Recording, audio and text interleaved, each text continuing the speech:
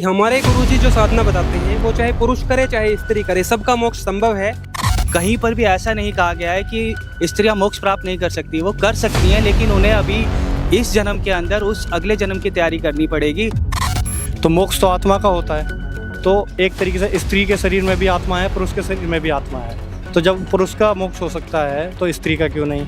और अगर स्त्री का नहीं हो सकता तो फिर आप सिर्फ शरीर का मोक्ष करा रहे हो, फिर आत्मा का मोक्ष नहीं करा रहे हो। नहीं इतना पता है हमारे बारे में, तो मैं ये जानना चाहूँगा कि ये क्या भक्ति करते हैं और ये कैसे हम पे इस चीज़ का आरोपण लगा रहे हैं कि ये सच्ची भक्ति कर रहे हैं और हम झूठी कर रहे हैं। बाबा आदम के रूप में उनका पुनर्जन्म इस पुस्तक में लिखा हुआ बताया गया है। देखिए, सबसे पहले तो मैं इनकी एक बात का विरोध करना चाहूँगा। बिल्कुल प्रमाणित है, उसी से मोक्ष होता है जी, वो वेदों के अनुसार है। जो जैन मुनि जी हैं वो जैसे एक स्थान से दूसरे स्थान पर जाते हैं तो कई बार पैदल ही चले जाते हैं, और उसके लिए वो क्या करते हैं कि नंगे पैर चलना, वो ऐसा इसलिए था कि कोई भी जीव हिंसा उनके पैरों को। हमेशा नंगे पैर चलते, पैदल चलते और कई बार या कभी कभी चलते, मतलब हमेशा या कई बार। जिन्होंने व्रत धारण कर रखा है वो चलते हैं, बाकी जो गृहस्थ जीवन में है वो इस तरीके के रूल कम ही फॉलो करते हैं।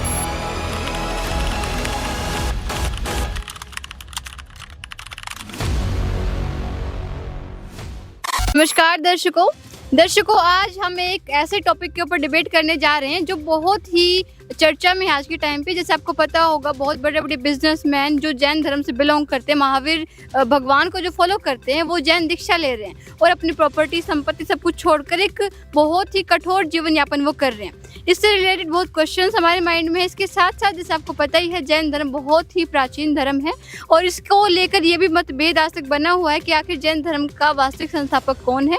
जो कोई कहता है कि जो ऋषभ देव जी थे वो प्रथम संस्थापक हैं, उनसे शुरुआत हुई, तो कोई कहता है कि भगवान महावीर जी ने उसकी स्थापना की है। तो आज हमारे साथ दो पक्ष है, एक तरफ संत रामपाल जी महाराज जी के अनुयायी हैं, तो दूसरी तरफ जैन धर्म के फॉलोअर्स। तो आज हमारे एक डिबेट यहाँ पे होने को जा रही है, जिसमें इनका पहले कुछ डिस्कशन हुआ है कि जिसकी भक्ति विधि सही होगी, दूसरा जो पक्ष होगा उसकी भक्ति को अपनाएगा, उसके बारे में जरूर विचार करेगा। तो आज की डिबेट को हम शुरू करते हैं। तो सबसे पहले हम आपसे जानना चाहेंगे, जैन धर्म से आप कुछ पूछना चाहते हैं, उनकी भक्ति जो अलग क्रियाएं हैं आम समाज से लेके। जी, सबसे पहले तो इसका शुरुआत कहाँ से हुई जैन धर्म के बारे में, इसके बारे में हम जानना चाहेंगे। तो जैन धर्म के संस्थापक कौन है, जो कंफर्म आपको पता हो, कहाँ से हुई, कैसे हुई, इसकी शुरुआत, इस बारे में बताइए। जी, जय जिनेंद्रिय। सबसे पहले तो मैं आप सभी को बताना चाहूँगा कि जो जैन धर्म की स्थापना है, अभी तक सभी यही मानते आए हैं कि जैन धर्म की स्थापना भगवान महावीर जी ने की, जबकि ये कथन सही नहीं है कि जैन धर्म स्टार्टिंग से चला आ रहा है और भारत का एक प्राचीन धर्म है। इसके जो संस्थापक थे, प्रवर्तक जिन्हें कहा जाता है, वो ऋषभ देव जी से यह धर्म आरंभ हुआ था। और उसके बाद हमारे जो 24 के तीर्थंकर हुए हैं, जिनका नाम भगवान महावीर जैन जी था, उन्होंने इस धर्म का प्रचार किया था। ये प्रचार पूरे भारत में फैला था और ये इकलौता ऐसा धर्म है जो अहिंसा को सबसे ज़्यादा महत्व देता है। हम लोग कोई भी हिंसा का कार्य नहीं करते हैं, साथ ही कम से कम चीज़ों का संग्रह करना और हमेशा सत्य बोलना और अहिंसा के मार्ग को अपनाया हमने। तो ये जैन धर्म जो है, ये एक अवधारणा रही है कि ऋषभ देव जी स्टार्ट हुआ है, ऐसा नहीं है। ये स्टार्ट जो थी वो ऋषभ देव जी से हुई थी, लेकिन महावीर जैन जी ने इसका प्रचार जो है काफ़ी बड़े लेवल पे किया था और पूरे भारत के लेकर के पूरे विश्व तक ये आज मौजूद है। तो जैसा कि इनका कहना है कि प्रथम जो स्टार्टिंग थी जैन धर्म की वो ऋषभ देव जी ने की थी, लेकिन जो फाइनल टचअप था वो महावीर जैन जी ने किया था। इसके अलावा कुछ और पूछना चाहें आप उनसे? हाँ जी, जैसे इन्होंने बताया कि प्रथम तीर्थंकर हुए हैं, फिर इनके 24वें तीर्थंकर हुए हैं महावीर जी, प्रथम इन्होंने बताया ऋषभ देव जी। तो तीर्थंकर हम जानना चाहेंगे कि इस वर्ड का क्या मतलब है, कौन तीर्थंकर होता है। और दूसरा हम इनसे ये भी जानना चाहेंगे, क्योंकि हम आध्यात्मिकता की बात कर रहे हैं, तो इसमें ये परमात्मा भगवान किसको मानते हैं, इस रूप में किस देव की पूजा करते हैं ये? हाँ जी सर, तो आपने अभी सिर्फ तीर्थंकरों का आपने बताया, आपने भगवान का नहीं बताया कि आप किस भगवान की पूजा करते हैं, और जो तीर्थंकर हैं वो कौन होते हैं? तीर्थंकर जैन धर्म में उन महापुरुषों को बोलते हैं जिन्होंने कठोर मतलब कर्मों पे जीत पाकर और कैवल्य ज्ञान प्राप्त कर लेते हैं। उसके बाद वो लोगों को जैन धर्म में मोक्ष मार्ग के लिए बताते हैं कि मोक्ष मार्ग कैसे है। उसके लिए वो कैवल्य ज्ञान प्राप्त करने के लिए वो कठोर साधना करते हैं, उसके लिए आत्म संयम करते हैं और त्याग करते हैं। और जैसा कि भैया ने सवाल किया कि आपके यहाँ ईश्वर, या हमारे जैन धर्म में ईश्वर अवधारणा नहीं है, यहाँ आत्मा ही परम सत्य है और आखिरी में मोक्ष आत्मा का होना है और किसी उस पर पर्पस पे नहीं है। लेकिन अभी थोड़ी देर पहले आप भगवान महावीर कह रहे थे, उनको आप भगवान क्यों कह रहे थे? अगर आप ईश्वर को आप कह रहे हो कि ईश्वर है नहीं, तो फिर भगवान क्यों कह रहे थे? देखिए इसमें गलत ही क्या, पहली बात तो मैं ये पूछना चाहूँगा, हम उनको भगवान कह रहे हैं जिस टाइप की उन्होंने भक्ति साधना की है उसके आधार पे, यानी कि उन्होंने तप से, त्याग से और आत्म संयम से इस पद को प्राप्त किया है, इसलिए हम उनको भगवान कह रहे हैं। दूसरी बात एक ये है कि जो हमारे भगवान हैं यानी कि जो महावीर जी हैं वो हमारे जैन धर्म के कर्ता धर्ता हैं और हम उन्हें ही भगवान मानते हैं, क्योंकि हमारे यहाँ पे जो तीर्थंकर होते हैं वो एक टाइप से जो भक्ति है उसका मार्ग भी प्रशस्त करते हैं हम लोगों के लिए और हमें मोक्ष का मार्ग बताते हैं। यही कारण है कि हम उन्हें भगवान मानते हैं। तो जैसे कि आपने सुना, इनका कहना है कि महावीर जी को भगवान कह रहे हैं क्योंकि उन्होंने इनको मोक्ष का मार्ग प्रशस्त किया। इसके बारे में आप कुछ कहना चाहेंगे? मेरा है, जैसा कि मैंने भी जाना है, मैंने भी थोड़ा बहुत जैन धर्म के बारे में स्टडी करा है, तो मैंने उसमें ये जाना है कि मतलब श्वेतांबर और दिगंबर दो टाइप के थोड़े जैन धर्म होते हैं। उनमें बहुत सारे महाराज साहब, मुनिवर बहुत सारे हुए हैं और वो अपने जीवन में इतना कष्ट उठा रहे हैं, इतनी भक्ति साधना कर रहे हैं, लेकिन फिर भी मतलब मैंने अभी तक इतना जाना नहीं है कि किसी को कुछ मोक्ष प्राप्त हुआ हो या मोक्ष कल्याण हुआ हो। तो फिर इस मार्ग को फॉलो करने का फ़ायदा ही क्या बनता है? हाँ जी, बताइए, क्या आपके धर्म में आज तक जितने भी मुनिवर रहे या महाराज साहब रहे, क्या किसी का आज तक मोक्ष हुआ है, किसी को मोक्ष कल्याण प्राप्त हुआ है? देखिए जैसा कि बताया गया है कि जो हमारे महावीर स्वामी जी हुए हैं और जो बाकी 23 तीर्थंकर और हुए हैं उनके अलावा उन सब का मोक्ष हुआ है, ऐसा उनकी जो पुस्तकें हैं उनमें बताया गया है, या जो हमारे जैन मुनि जी हैं वो अपने वक्तव्य में ऐसा बताते हैं। उसके अलावा 24 तीर्थंकरों के अलावा क्या किसी और का मोक्ष हुआ है, इस चीज़ का कोई प्रमाण हो? देखिए जो भक्ति साधना है उसमें जो मोक्ष का प्रमाण मिलता है वो तो इन्हीं 24 का मिलता है, बाकी उसके बाद अगर किसी का हुआ है तो इसके बारे में तो हमारे जो जैन मुनि जी हैं वही ढंग से बता पाएंगे। इस बारे में आप कुछ पूछना चाहेंगे कि इनका कंफर्मेशन इनको नहीं है कि उसके बाद किसी का मोक्ष हुआ है कि नहीं हुआ है? मेरा आपसे ये प्रश्न है कि मतलब जिन महापुरुषों ने या फिर जैन धर्म में जो भक्ति करते हैं उन्होंने भक्ति की है तो या फिर मोक्ष प्राप्त हुआ है या उन्होंने आकर बताया है? ये पूछना चाह रहे हैं क्या किसी ने आके बताया है? जैसे आप 24 तीर्थंकरों को कह रहे हैं उनका मोक्ष हो गया, क्या उन्होंने आके बताया कि उनका मोक्ष हो गया? आप अपने आप से ही कह रहे हैं? हाँ जी, महावीर जैन जी ने खुद बताया था कि मेरा मोक्ष हो चुका है, उसके बाद उन्होंने शरीर छोड़ा है। इसका प्रमाण? इसका प्रमाण आप जैन धर्मों की पुस्तकों में पढ़ सकते हैं, ठीक है, और हमारे मुनिवर भी इस चीज़ का प्रमाण देते हैं इन चीज़ों के लिए। तो हाँ जी बताइए। मैं इनसे ये पूछना चाहता हूँ कि इनकी भक्ति साधना क्या है, जो ये मोक्ष के बारे में बोल रहे हैं, तो किस तरह से मोक्ष प्राप्त करते हैं और ये क्या साधना करते हैं कि जिससे मोक्ष प्राप्त हो? आपकी भक्ति साधना के बारे में बताइए कि कौन से मंत्रों का जाप करते हैं, क्या विधि है भक्ति? जैसा कि हम लोग नमोकार मंत्र का जाप करते हैं और जो भक्तांबर स्तोत्र है उसका नित्य रूप से पाठ करते हैं, इससे हमारी जो भी दुख तकलीफें हैं वो मतलब कि नष्ट होती हैं और हमारे जो पाप कर्म हैं वो भी कम होते हैं इससे। तो ये नमोकार मंत्र का जाप करते हैं और भक्तांबर स्त्रोत का जो उसका सूत्र है उसका पाठ करते हैं, इससे उनके पाप करते हैं, ऐसा माना जाता है। नमोकार मंत्र का आपने बताया, इसका कहीं आपको ये पता है ये कौन सा शब्द, मतलब इसके बारे में कोई प्रमाण है आपके पास, या आप जो भक्ति साधना करते हो मुनिवरों ने आपको बताया हो, या जो जैसे हमारे गुरुजी संत रामपाल जी महाराज जो भक्ति विधि बताते हैं उसका उन्होंने प्रमाण बताया है गीता वेद शास्त्रों से, आपके मुनिवरों ने कोई प्रमाण बताया इस नमोकार मंत्र का? और इसके अलावा कोई पुस्तक हो जो आपके ऑथेंटिक हो, जैसे हिंदू धर्म में गीता वगैरह होते हैं, और जो आप मंत्र का जाप करते हैं उसका प्रमाण? जी देखिए उसके प्रमाण के लिए तो हमें जैसे हमारे जैन मुनियों ने बताया है हम सिर्फ उसी को फॉलो करते हैं, ऐसी कोई सर्टिफाइड तरीके से हम लोगों के पास ऐसा हमने पढ़ा नहीं है अभी तक कि जहाँ पे इन मंत्रों के बारे में स्पष्ट रूप से बताया गया हो। लेकिन एक चीज़ और मैं आपको बताना चाहूँगा, नमोकार मंत्र के साथ साथ हम कुछ साधनाएं भी करते हैं जो कि बहुत कठिन है, जैसे कि अहिंसनीय हम हमेशा रहते हैं, हम कोई भी जीव हत्या नहीं करते हैं, साथ ही संयम की साधना रहती है, हम लोग जो है संयम का सदा पालन करते हैं, और इसके अलावा जो हमारे अन्य नियम है जैसे कि हम अधिक से अधिक वस्तुओं का संग्रह नहीं करते हैं, कम से कम वस्तुओं को संग्रह करते हैं, और साथ ही हमारा जो सबसे अधिक यूनिक पाएंगे कि बाकी लोगों में आप देखेंगे वो हिंसा करते हैं, मीट खाते हैं, मांस खाते हैं, झूठ बोलते हैं, वो सब चीज़ें हम नहीं करते हैं। मंत्र जाप के साथ साथ हमारी साधना में हमारे नियम भी रहते हैं जिन नियमों का हम लगातार पालन करते हैं, और इन्हीं नियमों और इन्हीं मंत्र साधनाओं से हमें मोक्ष मिलेगा, ऐसा हमारे मुनिवर ऋषि जी बताते हैं हमें। सर लेकिन कुछ हमने ऐसे भी देखा है कि आपके धर्म के कुछ मुनिवर नंगे पैर जब वहाँ पे चल रहे हैं, तीर्थ यात्रा कर रहे हैं, तो नंगे पैर चलने की क्या जरूरत है? गाड़ी का भी तो यूज़ कर सकते हैं कोई दिगंबर अवस्था में, तो इस चीज़ की क्या आवश्यकता है? जैसा कि आपने बिल्कुल सही बात कही है कि हमारे जो जैन मुनि जी है वो जैसे एक स्थान से दूसरे स्थान पर जाते हैं तो कई बार पैदल ही चले जाते हैं, और उसके लिए वो क्या करते हैं कि नंगे पैर चलना वो ऐसा इसलिए था कि कोई भी जीव हिंसा उनके पैरों के वो हमेशा नंगे पैर चलते, पैदल चलते हैं, और कई बार या कभी कभी चलते हैं, मतलब हमेशा या कई बार चलते हैं? जिन्होंने व्रत धारण कर रखा है वो चलते हैं, बाकी जो गृहस्थ जीवन में है वो इस तरीके के रूल कम ही फॉलो करते हैं। तो इससे क्या लाभ, खुद को कष्ट दे के क्या लाभ? जी देखिए क्योंकि ये एक टाइप से ना तप होता है, जैसा कि तप के बारे में आपके हिंदू धर्म में भी काफ़ी ज़्यादा प्रचलन में है, तो ये एक तप बन जाता है। तो आपने जैसे इनकी भक्ति क्रिया के बारे में जाना, तो इसके बारे में आप कुछ कहना चाहेंगे? आप अपनी भक्ति क्रियाओं को कोई प्रमाण देना चाहेंगे? मैं ये जानना चाहूँगा, जैसे जैन धर्म के बारे में कुछ पुस्तकें हमने पढ़ी, कुछ मित्र भी हैं, तो उनसे जानने को मिला कि जो स्त्रियां हैं उनको इस मार्ग में मोक्ष प्राप्त नहीं हो सकता। क्या ये सच है? अगर नहीं हो सकता तो उसका कारण क्या है? हाँ जी बताइए। हाँ, क्योंकि जो इतना जो तप मुनिवर करते हैं या फिर जो संघर्ष करते हैं पूरे अपने उसमें सब कुछ त्याग देते हैं, स्त्रियां भी वैसे ही करती हैं। वो भी बिल्कुल सेम दिनचर्या उनकी भी ऐसे ही पालन करती हैं जो मुनिवर होते हैं या महाराज साहब होते हैं, उन महाराजा होती हैं। मतलब स्त्रियां भी उसी तरीके से पूरे उनके पदों पर चल के उनकी तरह ही सारा आचरण करती हैं, तो उनका मोक्ष क्यों नहीं हो सकता? क्या ये सच है कि इस तरह का मोक्ष नहीं हो सकता?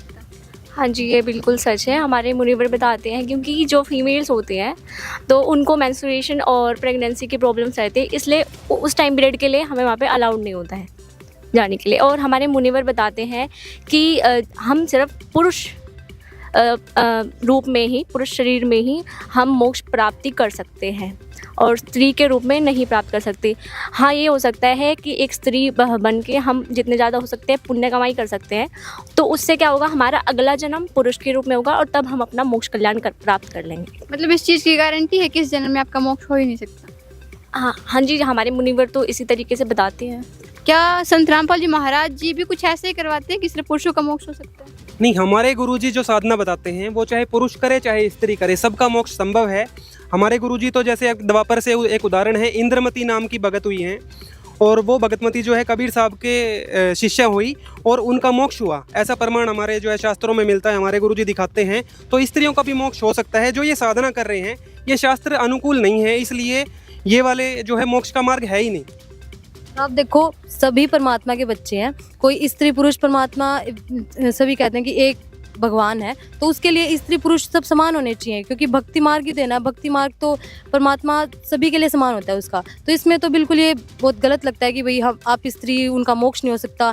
उतना ही वो कठोर, वो पूरा जीवन पालन करती हैं, उतना ही वो आप देखोगे दीक्षा वगैरह की विधि जैसे आपने शुरुआत में बताया, उतना ही वो आजकल और श्वेतांबर में तो स्त्रियाँ बहुत बढ़ चढ़ कर वो आगे जा रही हैं, दीक्षित हो रही हैं ताकि हमारा मोक्ष कल्याण हो सके। फिर भी उन्हें पता है कि उनका नहीं होगा, जैसे अभी इन्होंने बताया नहीं होगा मोक्ष कल्याण, फिर भी वो कोशिश कर रही हैं कि पाप कर्म कट जाए और अगले जन्म में, जैसा कि इनकी मान्यता है कि वो जैन धर्म में जन्म लेंगी, फिर उनका मतलब मोक्ष हो जाएगा, पुरुष रूप में आएंगे अगर वो। एक मेरा भी है, जैसे कि मतलब आपने कहा कि नेक्स्ट जन्म आपका पुरुष का होगा, जिसमें आप जो है अपनी भक्ति साधना को पूर्ण कर सकते हैं। देखिए, आपको ये पता है, मोस्टली सबको पता होता है कि एक जो आत्मा होती है उसके 84 लाख योनियाँ होती हैं। अब आप ये कैसे कह सकते हैं, कहाँ से प्रमाणित कर दिया कि नेक्स्ट जन्म जो होगा वो पुरुष का ही होगा? हाँ, तो क्या ये कंफर्म है कि अगर आप इस टाइम पे भक्ति करो, कुछ करो, तो नेक्स्ट जन्म आपका पुरुष का, क्या ये कंफर्म है? देखिए, ये अवधारणा बिल्कुल मान्य है। जैन धर्म में हमारे जो मुनिवर हैं, ऋषि जी हैं, उन्होंने सभी ने ये बताया है कि अगर स्त्री इस जन्म के अंदर जो प्रक्रिया बताई गई है, जो जैन धर्म के अंदर हमारी प्रचलित प्रक्रिया है, जो संयम साधना है, उस संयम साधना पे खरी उतरती हैं, उस संयम साधना को करती हैं, तो निश्चिंत ही अगला जन्म उनका इंसान पुरुष का होगा और वो मोक्ष प्राप्त करेंगी। कहीं पर भी ऐसा नहीं कहा गया है कि स्त्रियां मोक्ष प्राप्त नहीं कर सकती, वो कर सकती हैं, लेकिन उन्हें अभी इस जन्म के अंदर उस अगले जन्म की तैयारी करनी पड़ेगी और उस अगले जन्म को पाने के लिए उन्हें जो अभी साधना बताई गई है, जो क्रियाएं हम करते हैं, वो क्रिया करने के बाद ही उन्हें अगला जन्म पुरुष का मिलेगा और वो मोक्ष प्राप्त करेंगी। कहीं पर भी ऐसा नहीं है कि उनका मोक्ष नहीं होगा, बट प्रक्रिया जो है वो इसी तरह से बताई गई है। हमारे ऋषि जो बताते हैं कि पहले आप उसको क्रिया को करिए, मनुष्य का जन्म आप इंसान का पाइए और मोक्ष की प्राप्ति कीजिए। तो ये मतभेद कहाँ तक आपको ठीक लगता है कि जो पुरुष ऐसी जन्म में मोक्ष पा सकते हैं, स्त्रियाँ नहीं पा सकती? कुछ कहना चाहेंगे आप? इस चीज़ में मैं कहना चाहूँगा, जैसे सबसे पहले तो भाई ने बताया कि इनके में आत्मा को सर्वमत ऊपर रखा जाता है कि ईश्वर का प्रावधान नहीं है, तो मोक्ष तो आत्मा का होता है। तो एक तरीके से स्त्री के शरीर में भी आत्मा है, पुरुष के शरीर में भी आत्मा है। तो जब पुरुष का मोक्ष हो सकता है तो स्त्री का क्यों नहीं? और अगर स्त्री का नहीं हो सकता तो फिर आप सिर्फ शरीर का मोक्ष करा रहे हो, फिर आत्मा का मोक्ष नहीं करा रहे हो। फिर तो वो साधना नहीं हुई, वो भक्ति मार्ग नहीं हुआ, तो पाखंड हुआ। क्योंकि जो भक्ति मार्ग होता है उसमें आत्मा का मोक्ष है और स्त्री पुरुष दोनों की आत्मा तो सेम ही है। अगर यहाँ पर आप दोनों को अलग रखेंगे तो फिर तो वो एक तरीके से भक्ति मार्ग कहाँ रहा? तो इनका कहना है कि आपकी जो भक्ति क्रियाएं हैं जो आप कर रहे हैं पाखंडवाद है, क्योंकि आत्मा तो सब में सेम है ना। हाँ जी, ये मैं जो हमारे मुनिवर बताते हैं उसके अकॉर्डिंग जो स्त्रियाँ होती है, तो जिस टाइम वो मेंस्ट्रुएट करती है उस टाइम पीरियड में बहुत ज़्यादा हिंसा होती है। और ये जो हमारे जो मुनिवर बताते हैं अहिंसा का मार्ग है जो जिस पे हमें चलना है, और उसी से जो है हमारा मोक्ष आगे हो पाएगा। इसलिए स्त्री का मोक्ष होना स्त्री रूप में संभव नहीं है। और हमारा महावाक्य यही है, अहिंसा परमो धर्म। अहिंसा का सबसे ज़्यादा हमें पालन करना है, इसीलिए कहते हैं कि अहिंसा परमो धर्म। जो सबसे बड़ा जो धर्म है वो अहिंसा ही है। मतलब हमें हिंसा नहीं करनी है बिल्कुल भी, कोई जीव हत्या नहीं करनी है, कोई पाप का कार्य नहीं करना है, कोई झूठ नहीं बोलना है। तो परम वाक्य जो हमारा वो है अहिंसा परमो धर्म। हम आपसे जानना चाहेंगे, जैसे इनका कहना है कि जैन धर्म में अहिंसा को सबसे ज़्यादा महत्व दिया जाता है कि अहिंसा परमो धर्म है इनका, क्या संत रामपाल जी महाराज भी इसके बारे में कुछ बताते हैं? देखिए, सबसे पहले अच्छी चीज़ है, ये बताते हैं अहिंसा परमो धर्म है, हिंसा नहीं करनी चाहिए। आप कितने भी प्रयत्न कर लीजिए, उससे आप बच नहीं सकते। पहली चीज़, आप कहते हैं कि हम ऊपर कपड़ा लगाते हैं ताकि सांस लेते टाइम जीव ना मरे, लेकिन आप खाना बनाते हैं जब भी सूक्ष्म जीव मरते हैं। आप नंगे पैर चलोगे तब भी सूक्ष्म जीव मरेंगे, आप नहाओगे सोओगे तब भी सूक्ष्म जीव मरेंगे, तो आप कहाँ तक बचाव कर सकते हो?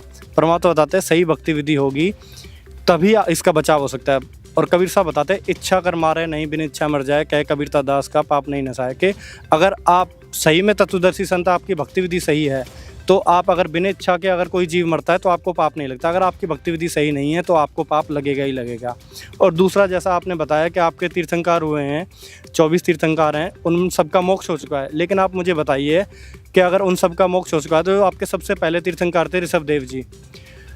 उन्होंने सबसे पहले क्या करा, अपना राज त्यागा, अपने भाई से आज्ञा ली थी कि मैं अब निर्वाण के लिए जाना चाहता हूँ, ज्ञान के लिए। उन्होंने किसी को गुरु नहीं बनाया था, ठीक है। उसके बाद जो उनके पोते थे मारीची, उनको उपदेश दिया था। तो मारीची इतने समय तक जन्म लेते हुए आए, लास्ट में फिर उन्होंने महावीर जैन जी का रूप में अवतार लिया। उसके बीच में उनके अनेकों जन्म हुए थे, पेड़ के हुए, आपके अन्य जीव जंतुओं के हो गए, गधे बने, कुत्ते बने, इस तरीके से आपकी पुस्तक में ही लिपिबद्ध है। तो मैं जानना चाहूँगा, जो सबसे पहले जो शिष्य थे आपके पहले तीर्थंकर के, ऋषभ देव जी के मरीची जी, वही 24वें तीर्थंकर बने। तो जब सबसे पहले साधना भी उन्होंने ही शुरू की जो ऋषभ देव जी ने बताई, तो उसको करते हुए भी वो करोड़ों जन्म भोगते हुए लास्ट में वहाँ है, तो उनका मोक्ष कहाँ हुआ? हाँ जी, आपका कहना है, आपने कहा कि उनका मोक्ष हो चुका है। मोक्ष का मतलब तो यही है कि वो दोबारा से जन्म मृत्यु के चक्कर में नहीं आएंगे। लेकिन इनका कहना है कि उनका जन्म मृत्यु के चक्कर में भी फंसे हुए हैं और उनकी काफ़ी सारे जन्म हुए हैं। क्या आप इस चीज़ को एक्सेप्ट करते हैं, ऐसा हुआ? जी, ऐसा हमारे मुनिवर बताते हैं और महावीर जैन जी खुद बोल के गए हैं कि उनका मोक्ष हुआ है। अब ये भैया बता रहे हैं, मुझे ये नहीं बता ये भैया किस आधार से बता रहे हैं हमें, क्योंकि हम अपने मुनिवर और हमारे जैन धर्म के हमारे महावीर जैन जी, उनके ही जो उन्होंने क्रिया बता रखी है, हम वही क्रिया करते हैं और उसी क्रिया के आधार से चलते हैं। तो मैं इन भैया से ये पूछना चाहूँगा कि अगर इन्हें इतना पता है हमारे बारे में, तो मैं ये जानना चाहूँगा कि ये क्या भक्ति करते हैं और ये कैसे हम पे इस चीज़ का आरोपण लगा रहे हैं कि ये सच्ची भक्ति कर रहे हैं और हम झूठी कर रहे हैं। तो जैसे कि इनका प्रश्न है, सबसे पहले तो ये जानना चाहते हैं आप किस आधार पे कह रहे हैं, क्योंकि इतना बड़ा, इतना फेमस जो धर्म है जैन धर्म, इसके ऊपर आप ऐसे कुछ कह रहे हो, टिप्पणी दे रहे हो, तो पहले कोई प्रमाण दीजिए। और दूसरा ये जानना चाहते हैं आपके धर्म के बारे में। देखिए जी, पहले जो प्रमाण की बात कर रहे हैं, तो ये पुस्तक आप देखिए, आओ जैन धर्म को जाने, ये प्रवीण चंद्र जैन जी की लिखी हुई है। और हमारे गुरुजी सत्संगों में इसको दिखाते रहते हैं। जैन मुनि जी के साथ उनकी ज्ञान चर्चा है, उसमें भी इन्होंने दिखाया है हमारे गुरुदेव जी ने। तो इसमें प्रमाण है कि आदिनाथ अर्थात जो ऋषभ देव जी हुए हैं, पहले इनके तीर्थंकर हुए हैं, उनका भी पुनर्जन्म हुआ है। तो जब जड़ ही जो आप मान के चल रहे हो कि जहाँ से जड़ हुई है, हमारी जड़ से चलता है पेड़ जैसे, ऐसे ही आदिनाथ मतलब ऋषभ देव जी से जैन धर्म चला और उनका भी पुनर्जन्म हो रहा है। बाबा आदम के रूप में उनका पुनर्जन्म इस पुस्तक में लिखा हुआ बताया गया है कि बाबा आदम के रूप में उनका पुनर्जन्म हुआ, तो मोक्ष उनका भी नहीं हुआ। फिर आप लेते हो महावीर जैन जी को, जिनको 24वां तीर्थंकर मानते हो। ऋषभ देव जी के सबसे पहले शिष्य हुए थे उन्हीं के पोते मारीची, जो कि भरत के पुत्र थे। इस पुस्तक में आप 295-296 पेज पे जब देखोगे तो उनके इतने सारे जन्म हुए उस साधना को करते हुए जो ऋषभ देव जी ने उनको बताई, वो मनमुखी साधना थी और उससे ऋषभ देव जी का भी मोक्ष नहीं हुआ। और जब आप मारीची जी के जन्म देखोगे तो वो देवता भी बने बीच में, और फिर गधे, कुत्ते और बिल्ली आदि के जन्म भी उन्होंने प्राप्त किए। तो ये मोक्ष मार्ग जी जो आप जैन धर्म में कर रहे हो, ये मोक्ष मार्ग नहीं है, ये वेदों के विरुद्ध होने के कारण ये मोक्ष मार्ग है ही नहीं। और आपको संत रामपाल जी महाराज जी का ज्ञान समझ के तभी मोक्ष मार्ग मिलेगा। तो मैंने इनका धर्म ग्रंथ पढ़ा हुआ है, आचरण सूत्र करके। उसके अंदर ये लिखा हुआ है कि जो महावीर जैन जी थे, उन्होंने 30 वर्ष की उम्र में घर त्याग कर साधना के लिए चले गए थे। तो वो 13 महीने तक तो उन्होंने कपड़े पहन के साधना करी। फिर उसके बाद उन्होंने अपने वस्त्र उतार के नदी में बहा दिए। फिर उसके बाद उन्होंने 12 साल तक तप किया, घोर तप किया, वो भी नग्न अवस्था में। तो पहले जो उन्होंने किया 13 महीने वो वस्त्र पहन के किया। फिर उसके बाद 6 महीने जो 12 साल किया वो नहीं वस्त्र किया। तो उनको किसी ने बताया था या किसी गुरु ने बताया या उनके कोई गुरु थे जो कि ऐसे नहीं करना है, ऐसे करना है? क्या इसका आप प्रमाण दे सकते हैं? क्योंकि ये तो मनमाना आचरण हो गया। पहले उन्होंने ऐसे किया, फिर उन्होंने निवस्त्र किया। तो ऐसा कहीं लिखा था कि जो उन्होंने ऐसा किया? आपकी धर्म ग्रंथों में ये हमने पढ़ा हुआ है। इसका क्या आधार है कि उन्होंने इस तरीके से अलग अलग तरीके से उन्होंने से भक्ति की? देखिए, सबसे पहले तो मैं इनकी एक बात का विरोध करना चाहूँगा कि जो ये कह रहे हैं कि महावीर जैन जी का और जन्म हुए, पेड़ों के हुए, या ये बता रहे पशु योनि में गए, मैं इस बात का घोर विरोध करता हूँ और हम इस बात से बिल्कुल भी सहयोग नहीं रखते हैं जो बात इन्होंने बताई। इस बात का हम ऑब्जेक्शन रेज करते हैं कि आप हमें इस बात का प्रमाण सहित बताइए। या ये बात हमने आज तक कभी नहीं सुनी है।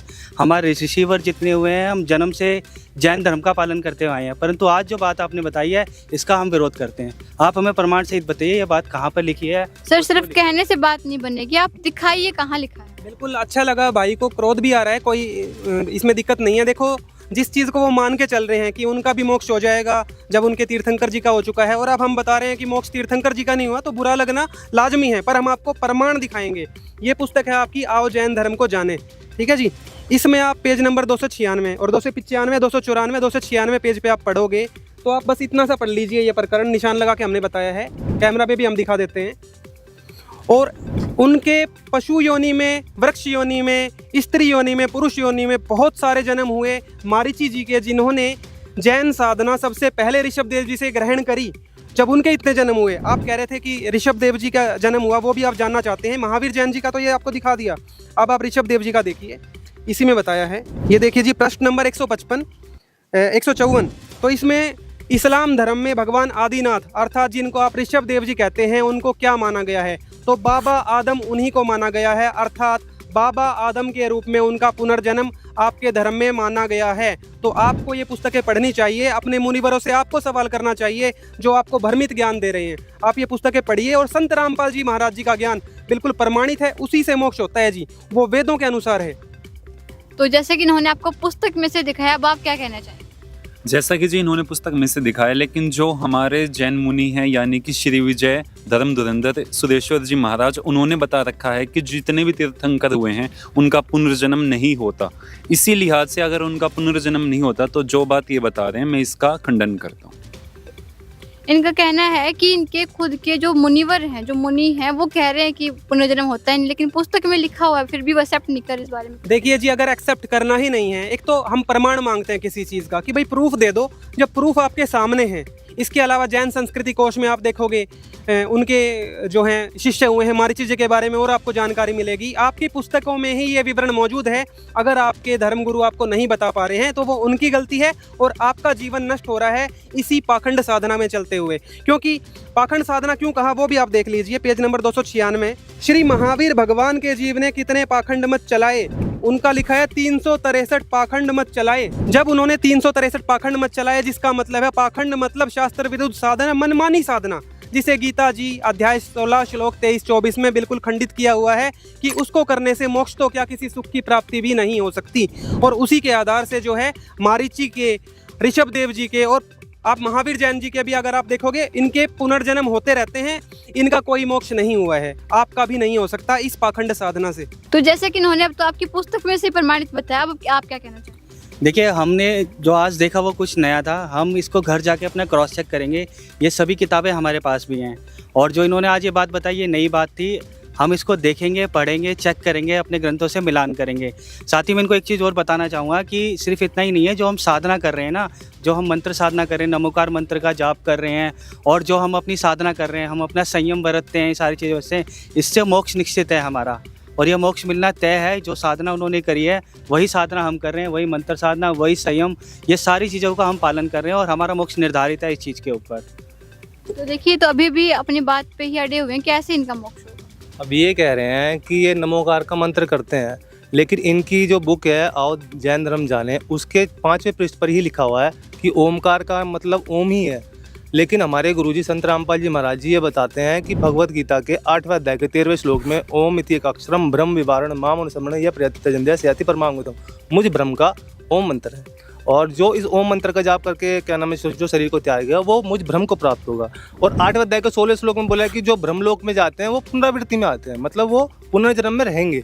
तो इससे आपका मोक्ष है ही नहीं, ठीक है। और हमारे गुरुजी संत रामपाल जी ने बताया है कि मोक्ष का मार्ग क्या है, वो बताया कि 17वें अध्याय के 23वें श्लोक में कि ओम तत्सत इति निर्देश ब्रह्मण त्रिहृदय समर्थ। तो वो कौन बताएगा? वो पूर्ण संत बताएगा। उसका ओम तो क्लियर है, तत् और सत सांकेतिक है। तत् और सत का जो मतलब है वो पूर्ण संत बताता है। और पूर्ण संत की पहचान क्या है ये भी भगवत गीता के अंदर 15 अध्याय के पहले श्लोक में बता रखी है। तो ये आपका मोक्ष का नहीं है। सर ये तो आपने अपने हिंदू ग्रंथों से कंपेयर कर दिया ना, क्या उनके जो जैन धर्म है इनके ग्रंथों में कहीं पे ओम मंत्र के बारे में कहीं ऐसा बताया गया है? इनके ग्रंथों में आओ जैन धर्म को जाने प्रश्न नंबर 5 पे बताया गया है कि ओम का, ये जो नमोकार मंत्र इन्होंने ले रखा है ये ओम का ही छोटा रूप है। और इसका जो ओम का फिर इन्हें पता, अगर मैं पूछूं इनसे, ओम आपको बताया हो आपके मुनिवरों ने, आप जो जाप करते हो वो किस भगवान का है, इसके बारे में आपको कुछ बताया उन्होंने? आप जिस मंत्र का जाप करते हैं किस भगवान का है, किसके लिए, किसको आप इष्ट रूप में पूज रहे हैं? देखिए, हमें जो ये मंत्र बताया गया ये मोक्ष की साधना है। हमें केवल इतना ज्ञान है कि इस मंत्र का जाप हमें दिया गया है और ये हमारी मोक्ष की साधना है। इस मंत्र का हम जाप करेंगे तो हमें निश्चित रूप से मोक्ष मिलेगा। देखिए, इस मंत्र के जाप से मोक्ष की प्राप्ति होगी, इस चीज़ पे ये अभी भी कॉन्फिडेंट है। मेरा एक क्वेश्चन है, ये इतनी देर से कह रहा है कि मतलब मोक्ष कल्याण होगा, ये जो अणोमकार मंत्र है, इससे मेरी एक फ्रेंड है, मैं उससे डिस्कशन करी थी थोड़ा जैन धर्म के बारे में, तो उसने ही मुझे बताया कि मतलब जो हमारे घर वाले हैं, जो उनके घर वाले हैं, तो वो श्वेतांबर दिगंबर मतलब थोड़े बिलोंग करते हैं। तो वो बता रही थी कि मतलब वो इतना कष्ट उठाते हैं भगवान को पाने के लिए, इतना त्याग करते हैं, कपड़े त्याग देते हैं, नंगे पैर चलते हैं, खाने को त्यागते हैं, खाने को सिर्फ एक टाइम खाते हैं वो लोग। इतना त्याग करने से मतलब उन्हें मोक्ष प्राप्ति होगी। लेकिन अभी भैया ने आपको डिफाइन मतलब बुक में से बताया था कि हाँ, आपके तीर्थंकरों का जब मोक्ष प्राप्त नहीं हो तो आपको कैसे हो सकता है? क्या लाभ मिल रहा है आपको? नाम हो एक और चीज़ है, ये जो साधना के बारे में बात कर रहे हैं, जो ये कठोर तप की बात कर रहे हैं, अगर आप भगवत गीता में देखोगे, हमारे गुरुजी संत रामपाल जी महाराज जी ने दिखाया है कि 17वें अध्याय के श्लोक 5 और 6 में कि जो मनमाना घोर तप करते हैं, जो कि इनके तीर्थंकरों ने करा और ये भी आज जो भी साधना कर रहे हैं जैन धर्म में करते आ रहे हैं, तो वो राक्षस स्वभाव के जानो उनको। तो ये गीता ज्ञानदाता ब्रह्म का वचन है कि उनको राक्षस स्वभाव के जानो। और वो जो हैं शरीर में रहने वाले देवताओं का जो वास होता है इस शरीर में, हमें मनुष्य शरीर जो मिला है इसको नर नारायण देह कहा है क्योंकि इसमें मुख्य देवताओं का निवास बताया गया है। तो उनको भी क्रश करने वाले हैं, दुखी करने वाले हैं, तो उससे जो है भगवान रुष्ट हो जाता है। इसीलिए इनको 84 लाख योनि में डाल के और कष्ट मिलते हैं। देखिए, इनका कहना है कि आपकी भक्ति से आप 84 लाख योनियों में जाएंगे, इसके अलावा ये आपकी भक्ति को अभी भी प्रमाणित नहीं मानते। तो मैं इनसे ये पूछना चाहूँगा, अगर ये हमारी भक्ति को प्रमाणित नहीं मान रहे, हम अहिंसा नहीं करते, तो मैं ये जानना चाहता हूँ इनसे, मेरा पहले भी ये सवाल था कि आप लोग क्या साधना करते हैं और आप अपनी साधना को कैसे सर्वश्रेष्ठ बताते हैं? जैसे मैंने हिंदू धर्म में देखा है, ये लोग हिंदू धर्म से बिलोंग करते हैं, मैंने हिंदू धर्म में देखा है कोई देवी देवता पूजता है, कोई मसाणी पूजता है, कोई कहीं जाता है, कोई कहीं जाता है। तो क्या वो लोग सही कर रहे हैं? अगर वो लोग सही कर रहे हैं या फिर ये लोग सही कर रहे हैं तो हमें पता तो चले कि कौन सही है। यहाँ तो हिंदू धर्म में ही बहुत मतभेद है, उस मतभेद को कैसे क्लियर करें? जैसे हम जैन धर्म में सिर्फ 2% पे रहते हैं। और जिस तरीके से भैया ने कहा कि एक पूर्ण संत के बारे में गीता जी में बताया गया है, तो उस पूर्ण संत की पहचान क्या है ये भी मैं पूछना चाहूँगा, क्योंकि हमारे जैन धर्म में जो हमारे जैन मुनि होते हैं उन्हीं को हम लोग पूर्ण संत मानते हैं। तो ये आपसे पूर्ण संत की पहचान के बारे में पूछ रहे हैं, क्योंकि जैन धर्म में तो वैसे देखा जाए तो बहुत सारे मुनिवर, उसमें तो कोई एक मुनि है ही नहीं, तो उसमें तो पूर्ण कैसे ढूंढ सकते हैं? भाई हमारे गुरुजी संत रामपाल जी महाराज सीधा सीधा हमारा को भगवत गीता बताते हैं कि भाई इसके 15 अध्याय का जो पहला श्लोक है ना, उसमें लिखा है ऊर्ध्वम मूलम अधैशाकम अश्वत्थम प्रावगम छंदासी यस प्रणाली यस वेद से विदित। जो संसार रूपी लटके वृक्ष के सभी विभागों को वेद के अनुसार बता देगा ना, वो तत्वदर्शी संत है। तो ये पहचान क्लियर कर रखी है। और 600 साल पहले कबीर साहब ने भी आकर यही बात बताई कि अक्षर पुरुष एक पेड़ है, क्षर पुरुष वाकी डार, तीनों देवा शाखाएं पातरूप संसार। और ये गीता जी 15 अध्याय के 16वें श्लोक में मतलब संस्कृत को उलझा कर रख रखा कि जैसे 16वें श्लोक में बोला दोमी पुरुषो लोके क्षर अक्षर अक्षर छः क्षर सर्वाणी भूताणी कुछ अक्षर उच्चते, मतलब उसमें भी बताया कि अक्षर और क्षर पुरुष के बारे में बताया। लेकिन उत्तम पुरुष तो अन्य परमात्मा में इति उदार थे। वो 17वें श्लोक में हमारे गुरुजी संत रामपाल जी महाराज ने क्लियर कर दिया वो कौन है, वो कबीर साहब है, वो वेदों में कैसे कैसे मिलता है ये भी क्लियर कर रखा है। तो आप हमारे गुरुजी संत रामपाल जी महाराज जी का सत्संग सुने, आपको सब क्लियर होगा एक एक करके। देखिए, ये तो अपने अपने पॉइंट्स पे भी बैठे हुए हैं। इनका कहना है कि जैन धर्म के अनुसार जो मुनिवर भक्ति बता रहे वहीं से हम वहीं करेंगे। इनका कहना है कि गीता के अनुसार हमारे गुरुजी ने जो भक्ति बताई है वहीं सही। तो हम एक ठोस प्रमाण जानना चाहेंगे, आपके पास कोई हो कि जिससे हमें पता चले कि किसकी भक्ति सही है।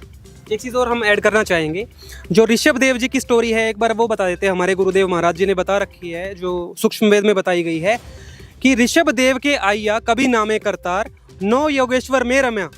और जनक विदेही उद्धार कि परमात्मा अच्छी आत्माओं का उद्धार करने के लिए बार बार पृथ्वी पे आते हैं। तो ऋषभ देव जी बहुत अच्छी आत्मा थे, राजपद को प्राप्त थे और नाभिराज जी के पुत्र हुए थे। तो उन्होंने जो है जब कबीर परमेश्वर का ज्ञान सुना, परमेश्वर उनको संत रूप में आके मिले और कवि ऋषि अपना नाम बताया उन्होंने उनको। तो जब ऋषभ देव जी ने उनका ज्ञान सुना तो उनको जो है संसार से मोह भंग हुआ था, वहीं से जैन साधना उनकी शुरू हुई थी। उन्होंने फिर परमात्मा से साधना तो नहीं ली, परंतु परमात्मा से प्रेरणा पाके तभी उन्होंने सांसारिक चीज़ों को त्यागा था, अपने राज को त्यागा। परंतु वेदों को, पहले वेदों के अनुसार ही सब साधना करते थे। वेदों के अनुसार ओम मंत्र सबसे ऊपर माना जाता है। तो ओम मंत्र का उन्होंने जाप लिया और मनमानी साधना करने जंगल में निकल गए। उन्होंने जो है निराहार रहे, व्रत किया जो कि गीता जी में मना है, जो वेदों का ही एक सूक्ष्म रूप माना जाता है। फिर उन्होंने तप किया, जिसमें जो आपको गीता जी में हमने बताया अध्याय 17 के श्लोक 5-6 में कि वो तो राक्षस स्वभाव की वृत्ति के लोग करते हैं तप, वो देवता उनसे रुष्ट हो जाते हैं। इस तरह की साधना करने के बाद उनको मोक्ष प्राप्त नहीं हुआ, क्योंकि जो उनकी साधना थी वो उन्होंने परमेश्वर से प्राप्त ना करके, वेदों के अनुसार साधना ना करके मनमानी साधना करी, और उस मनमानी साधना से उनका मोक्ष तो क्या, किसी का भी मोक्ष नहीं हो सकता। हाँ जी सर, तो आप क्या कहना चाहेंगे? देखिए, एक चीज़ तो बहुत सरप्राइजिंगली लगी कि इन्होंने ये बोला कि ऋषभ देव जी जो हमारे धर्म के प्रवर्तक माने जाते हैं जैन धर्म के, उनको कबीर साहिब जी आकर के मिले। ये तो बहुत अनोखी सी बात है कि कबीर साहिब जी तो अभी 600 वर्ष पहले आए हैं। और एक चीज़ मैं इनसे दूसरा क्वेश्चन ये भी पूछना चाहूँगा कि आपकी क्या साधना है, आप क्या साधना करते हैं कि जो मोक्षदायक है, या आप कह रहे हैं कि आपकी ही साधना से मोक्ष होगा? मैं वो साधना भी जानना चाहूँगा। देखिए, साधना तो उन्होंने बता दी गीता के अनुसार करते हैं, लेकिन जो इनका प्रश्न है बिल्कुल सही है। जो कबीर साहब जी 600 साल पहले आए थे, ऋषभ देव जी कब हुए थे, तो आप उनको कैसे कंपेयर करते हैं? बिल्कुल जी, जब आप कबीर सागर देखोगे तो उसमें कबीर परमात्मा ने खुद बताया है कि चारों युग में हम पुकारे कूक कया हम हेल रे, और हीरे माणिक मोती बरसें ये जग चुगता ढेल रे। कि परमात्मा जो है वो चारों युगों में आता रहता है। इसका प्रमाण आप ऋग्वेद मंडल नंबर 9 सूक्त नंबर 1 मंत्र नंबर 9 में भी आप पा सकते हो कि परमात्मा एक लीला तो शिशु रूप में आके करता है। 3 स्थिति में परमात्मा लीला करता है। शिशु रूप में हर युग में आके प्रकट होता है। जो 600 साल पहले की आप लीला बता रहे हो वो कलयुग की लीला है। उसके पहले भी परमात्मा सतयुग में, त्रेता युग में, द्वापर युग में, हर युग में आए हैं। परमात्मा ने कहा है कबीर सतयुग में सत सुकृत कह टेरा, त्रेता नाम मुनिंदर मेरा, द्वापर में करुणा में कहाया, और कलयुग नाम कबीर धराया। तो कबीर परमात्मा अलग अलग नामों से अपनी सृष्टि को संभालने के लिए, मोक्ष पर मार्ग प्रदान करने के लिए खुद ही आते हैं। उनके अलावा कोई मोक्ष दे नहीं सकता। और ऋषभ देव जी भी बहुत पवित्र आत्मा थे, उनको मोक्ष मार्ग देने आए थे, परंतु ऋषभ देव जी ने प्रेरणा तो ली उनसे, राज भी त्याग दिया, परंतु मोक्ष मार्ग ग्रहण नहीं किया। उन्होंने मनमानी साधना की, यही उनसे गलती हो गई। तो दूसरा प्रश्न बार बार पूछ रहे हैं, इनको अभी तक सेटिस्फाइड आंसर नहीं मिला कि कैसे माने कि आपकी भक्ति से मोक्ष होता है। देखिए, संत रामपाल जी महाराज जो भक्ति विधि बताते हैं उससे कैसा भी रोग हो, चाहे शारीरिक हो मानसिक, दोनों रोग सही प्रकार से ठीक हो जाते हैं। और ऐसे हजारों प्रमाण हैं, हजारों भगत है, या आप कह सकते हैं लाखों की तादाद में हैं करंट डेट में, जिनके आप प्रमाण देख सकते हो, मिल सकते हो उनसे, उनकी मेडिकल रिपोर्ट भी देख सकते हो। दूसरा मैं कहना चाहूँगा, जैसे आप कहते हैं कि जैन धर्म मोक्ष का मार्ग है, जितनी कठिन साधनाएं आप करते हैं, जैसे बाल उखाड़ लेना, घर त्याग देना, निर्वस्त्र रहना, जब कोई भी धर्म किसी दूसरे पक्ष के लिए रास्ते बंद कर देता है तो वो मोक्ष का मार्ग कैसे हुआ? जैसे स्त्रियों का रास्ता आपने बंद कर दिया तो वो मोक्ष मार्ग कैसे हुआ? इसके अलावा आपका कहना है कि श्रावक श्राविका जो गृहस्थ जीवन में जीते हैं उनका भी मोक्ष नहीं हो सकता, उनको सिर्फ अपने कर्म का वो मिल जाएगा, जो उन्होंने तीर्थ यात्राएं की हैं उनका मिल जाएगा, तो मोक्ष कल्याण ही नहीं होगा, तो फिर फायदा क्या? इससे क्या आप फिर आप कैसे कह सकते हो कि जो आपका मार्ग है वो मोक्ष का मार्ग है? क्योंकि आपके पंथ में ही लाखों ऐसा पक्ष है, जो स्त्री हो गई, महिलाएं हो गई, या फिर जो गृहस्थ जीवन में रहने वाले हैं, जिनका आपके ही धर्म ग्रंथ ये कहते हैं कि इनका मोक्ष नहीं हो सकता, तो मोक्ष मार्ग कहाँ से हो? ये तो पाखंड हुआ, किसी तरीके से एक ढकोसले को ढोते हुए चले प्रमाणित जाना। भी तो नहीं है और प्रमाणित भी नहीं है। तो सर आप क्या कहना चाहेंगे कि आपके धर्म में इतनी लिमिटेशंस हैं कि महिला भी नहीं होनी चाहिए, गृहस्थ भी नहीं होना चाहिए, उसको मुनि भी बनना पड़ेगा, मुनिवर बनना पड़ेगा, ये सारे रूल्स फॉलो करने पड़ेंगे, जब जाके मोक्ष होगा, वो भी आप गारंटेड नहीं बता रहे, तो आप क्या कहना चाहेंगे? इसमें हमारे जो जैन धर्म में मुनिवर बताते हैं हम तो उन्हीं को सर्वश्रेष्ठ मानते हैं। जैसे भैया ने तो ये भी बोल दिया कि मैं आपकी बुक दोबारा चेक करूँगा, मैं तो अभी भी नहीं मानता, क्योंकि बुक में कोई भी गलत लिख सकता है और कुछ भी लिख सकता है। मैं तो अपने मुनिवर की, और जो मेरे जैन धर्म वाले बताते हैं, महावीर जैन भगवान ने बताया, मैं उसी को फॉलो करता हूँ। आप दोनों ही बताइए कि आपके धर्म में कोई ऐसा है जिसने बताया हो कि हाँ उनका मोक्ष हुआ है? किसी ने बताया है? मैं बताना चाहूँगी आपको, आपने एकदम सही क्वेश्चन करा है। किसी को मतलब किसी ने आके बताया कि मोक्ष प्राप्त हुआ ही नहीं हुआ, तो आज से कलयुग में ही 250 वर्ष पहले संत गरीबदास जी महाराज जी थे, जिन्हें कबीर परमात्मा 10 वर्ष की आयु में मिले थे। उन्हें सतलोक घुमाकर लाए थे, सारे मृत्यु लोक से लेकर सतलोक तक का उन्हें गमन कराया, यहाँ तक कि यही बताया कि मोक्ष प्राप्त करने की सही भक्ति विधि क्या है। जब वो यहाँ पर आए तब उन्होंने एक वाणी कही थी, गरीब अलल पंख अनुराग है, सुन मंडल रहे थी, दास गरीब उद्धारिया, सदगुरु मिले कबीर। मतलब उन्होंने साफ साफ प्रमाण करके बता दिया कि जो सतलोक तीसरा मुक्ति धाम में रहता है, जहाँ जाने पे हमें मोक्ष प्राप्ति हो जाती है, वो कोई और नहीं, वो कबीर साहिब है। दूसरा हम बात करें तो दादू साहेब जी को कबीर परमात्मा मिले थे, मलुकदास साहेब जी को कबीर परमात्मा मिले थे, और बांधवगढ़ के थे धर्मदास साहिब जी, उन्हें कबीर परमात्मा मिले थे। ये तो हमने की हिंदू धर्म की बात। अगर हम अन्य धर्मों की बात कर ले, जैसे कि हम सिख धर्म की बात करें तो गुरु नानक देव जी को भी कबीर परमात्मा मिले थे, बेई नदी पर मिले थे। 3 दिन में उन्हें भी पूरा सतलोक का गमन कराया था। उन्होंने भी आके एक वाणी कही थी, हक्का कबीर करीम तू बे परवरदिगार। मतलब वो ऐसा परमात्मा जिसके अंदर किसी प्रकार का कोई ऐब नहीं है, वो कबीर परमात्मा है। यहाँ तक कि हज़रत मोहम्मद जी को भी कबीर परमात्मा जी मिले थे। उन्होंने भी कुरान शरीफ सूरत फुरकानी 25 और आयत नंबर 52 में बता रखा है कि तुम जो है वो उस बाखबर के पास जाओ जो तुम्हें उस कबीर परमात्मा की असली जानकारी देगा। तो इतने सारे जो संत हो चुके हैं उन्हें कबीर परमात्मा मिले हैं, सतलोक का गमन कराया। उन्होंने यहाँ के साफ बताया कि वो तीसरा मुक्ति धाम है, जहाँ जाने के बाद जो आत्मा जो है दोबारा मृत्युलोक में नहीं आती। तो देखिए, जैसे कि संत रामपाल जी महाराज जी के अनुयायियों ने कुछ प्रमाण दिए कि इनका मोक्ष हुआ, फिर इन्होंने आके बताया कि वो भगवान है जहाँ मोक्ष प्राप्त करके जाया जा सकता है। तो क्या आपके धर्म में कोई प्रमाण है जिसने देखा हो कि मोक्ष प्राप्त करके कहाँ जाते हैं, किसी ने किया हो जिसका आपको ठोस प्रमाण हो आपके पास? देखिए, मोक्ष प्राप्त करने के बाद कौन आकर के बताता है कि मेरा मोक्ष हुआ? ये कुछ सरप्राइजिंगली है कि ये कह रहे हैं कि कबीर साहब जी किसी को सतलोक लेकर के गए, उन्होंने आकर के बताया। लेकिन जैन धर्म में मानते हैं आपका मोक्ष हो गया, तो मोक्ष प्राप्ति के बाद कौन आकर के बता रहा है उनको मोक्ष मिला है? तो ये चीज़ कुछ अलग है, कुछ सरप्राइजिंगली है कि कबीर साहब जी किसी को ऊपर लेकर के जा रहे हैं और वो खुद आकर के गवाह बन करके बता रहे हैं कि हमारा मोक्ष हुआ। जैन धर्म में ऐसा कोई प्रमाण नहीं है कि किसी को ऊपर लेकर के गए हो, किसी ने मोक्ष प्राप्ति करी हो और उन्होंने आकर के खुद से बताया हो कि मेरा मोक्ष हुआ है। जैसा कि अभी बहन जी ने आपको बताया, 6 संतों के नाम बताए हैं जिनको कबीर परमात्मा लेके गए, मोक्ष मार्ग बताया और जो मोक्ष स्थान है सतलोक उसको दिखा के और वापस छोड़ा। और तो बिल्कुल प्रमाणित है कि यही मोक्ष साधना है। नानक जी को भी दुनिया मोक्ष प्राप्त मानती है, दादू जी, गरीबदास जी, इन सब का प्रमाण है।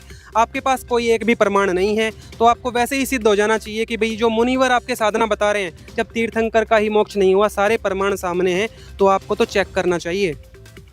इस बारे में आपका क्या कहना है? ठीक है, इस बारे में हम लोग क्या करते हैं कि इन्होंने जितने भी प्रमाण हम लोगों को दिए हैं, हम उसके रेफरेंस इनसे लेके जाएंगे और जो हमारे धार्मिक ग्रंथ हैं उनको हम दोबारा से पढ़ेंगे और जो हमारे जैन मुनि हैं उनसे भी हम इस बारे में दोबारा से वक्तव्य लेंगे और दोबारा से उनसे प्रश्न किए जाएंगे कि अगर ये बातें हैं तो ये बातें ऑथेंटिक हैं या नहीं।